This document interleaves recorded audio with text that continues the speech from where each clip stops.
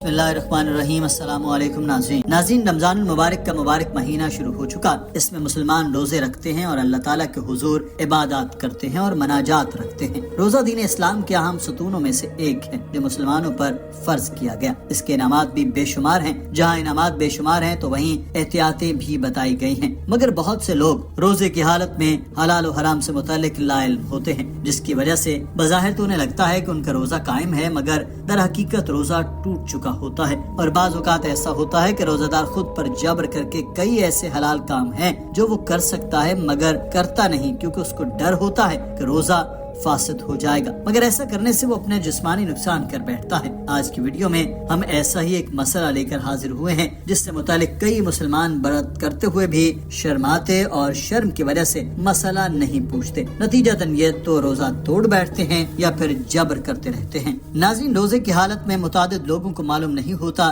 کہ بیوی کے پاس جایا جائے یا نہیں، بیوی کا کیا کچھ روزہ دار پر حلال ہے اور کیا حرام ہے، کیا روزے کی حالت میں ازدواجی تعلقات قائم کیے جا سکتے ہیں یا بوس و کنار کیا جا سکتا ہے، یا ہم علماء کرام کی رائے میں جاننے کی کوشش کریں گے۔ ناظرین، اسی سے ملتا جلتا ایک سوال ڈاکٹر ذاکر نائک سے بھی کیا گیا کہ کیا کوئی شخص رمضان کے مہینے میں اپنی بیوی کے پاس شام کو ہی جا سکتا ہے، یہ جب روزے ختم ہو جائے، یا پھر روزے کی حالت میں بھی یہ بندش نہیں ہوتی؟ اس سوال کے جواب میں ڈاکٹر ذاکر نائک نے بتایا کہ اللہ تعالیٰ نے قرآن پاک میں فرمایا کہ رمضان کا وہ مہینہ ہے جس میں قرآن اتارا گیا، جو لوگوں کے واسطے ہدایت ہے اور ہدایت کی روشن دلیلیں اور حق و باطل میں فرق کرنے والا ہے۔ سو جو کوئی تم میں سے اس مہینے کو پالے تو اس کے روزے رکھے، اور جو کوئی بیمار یا سفر پر ہو تو دوسرے دنوں سے گنتی پوری کرے۔ اللہ تم پر آسانی چاہتا ہے اور تم پر تنگی نہیں چاہتا، اور تاکہ تم اللہ کی بڑائی بیان کرو، اس پر کہ اس نے تمہیں ہدایت دی، اور تاکہ تم شکر کرو۔ شروع میں جب روزہ فرض کیا گیا تھا تو اس وقت قانون یہ تھا کہ رمضان کے پورے مہینے میں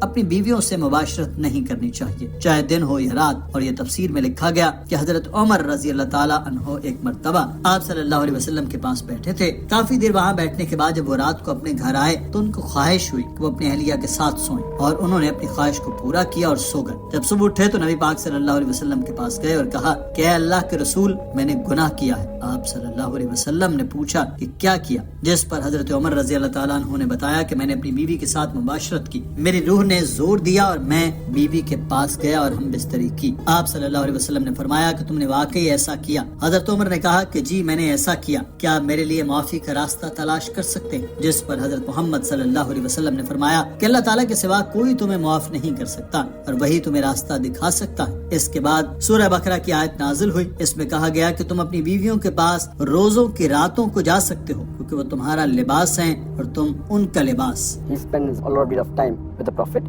and leaves the Prophet at night and comes to his house. And when he reaches the house, he has the urge to sleep with his wife. And he has intercourse. When he gets up in the morning, he is ashamed. And he goes to the Prophet and says that I have sinned against Allah and you. So the Prophet says, why? Because I slept with my wife. My soul urged and went towards my wife, and I slept with her and had intercourse with her. Prophet said, did you really do that? Hazrat Umar, may Allah be pleased with him, said, yes.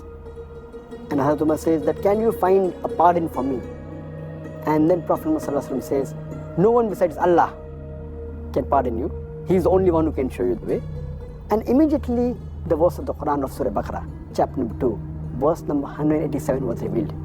It says that you can approach your wives during the nights of the fast. Doctor Zakir Naik نے بتایا کہ سورہ بقرہ کی اس سے اگلی آیت میں اللہ تعالیٰ نے بتایا کہ وہ جانتا ہے کہ کیا کیا کچھ لوگ کرتے رہے۔ آیت میں ارشاد فرمایا گیا کہ تمہارے لیے روزوں کی راتوں میں اپنی عورتوں سے مباشرت کرنا حلال کیا گیا ہے، وہ تمہارے لیے پردہ ہیں اور تم ان کے لیے پردہ ہو۔ اللہ کو معلوم ہے کہ تم اپنے نفسوں سے خیانت کرتے تھے، بس تمہاری توبہ قبول کر لی اور تمہیں معاف کر دیا۔ سو ان سے مباشرت کرو اور طلب کرو وہ چیز جو اللہ نے تمہارے لیے لکھ دی ہے، اور کھاؤ اور پیو جب تک تمہارے لیے سفید دھاری سیاہ دھاری سے فجر کے وقت صاف ظاہر ہو جائے، پھر روزوں کو رات تک پورا کرو اور ان سے مباشرت نہ کرو جبکہ تم مسجدوں میں معتکف ہو، یہ اللہ کی حدیں ہیں، سو ان کے قریب نہ جاؤ۔ اسی طرح اللہ اپنی آیتیں لوگوں کے لیے بیان کرتا ہے تاکہ وہ پرہیزگار ہو جائیں۔ جب یہ آیت نازل ہوئی تو پھر رمضان مبارک کی راتوں کو بیوی کے ساتھ مباشرت کرنا حلال قرار پایا۔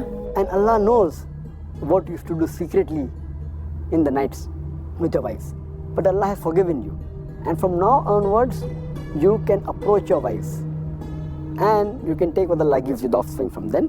And you can eat and drink till the white thread of dawn is distinct from the black thread. And then you can fast until sunset, until night falls.